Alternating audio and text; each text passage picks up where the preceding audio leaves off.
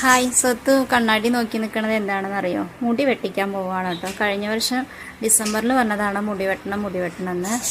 സ്വത്ത് സമ്മതിച്ചേ ഇല്ല. മുടി വെട്ടിക്കളയാന്ന് പറഞ്ഞ സ്വത്തുവിന് ഭയങ്കര സങ്കടമാണ്. അപ്പോൾ ഇതാ ഇന്നാണ് മുടി വെട്ടിക്കാൻ വേണ്ടി കൊണ്ടുപോയത്. പെസാറിനൊക്കെ വന്ന് ഞങ്ങൾ 3 പേരും കൂടിയാണ് മുടി വെട്ടാൻ പോയത് കേട്ടോ.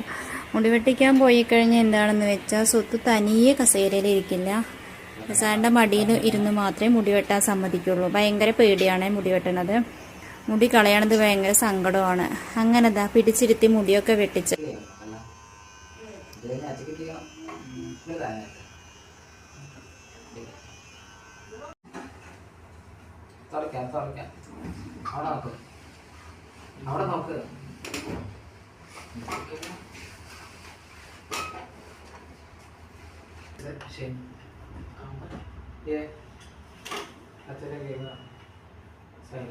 वही ठीक हो ग्राइंडर के ऑमलेट करता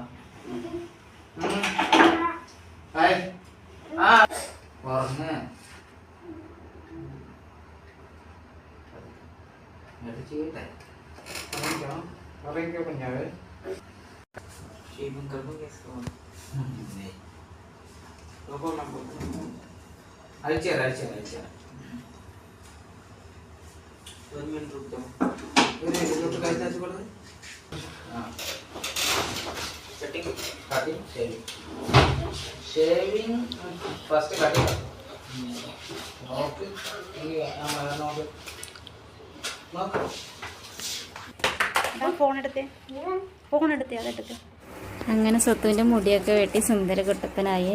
നെറ്റിക്ക് താഴെ കണ്ണിന് അതുവരെ മുടി വളർത്തണം എന്നാണ് സ്വത്ത് പറഞ്ഞിട്ടുണ്ടായിരുന്നത്. അങ്ങനെ സ്വത്തുവിൻ്റെ മുടിയൊക്കെ വെട്ടിക്കഴിഞ്ഞപ്പോൾ പ്രസാദത്തെ മുടി വെട്ടിക്കാൻ വേണ്ടിയിരുന്നു.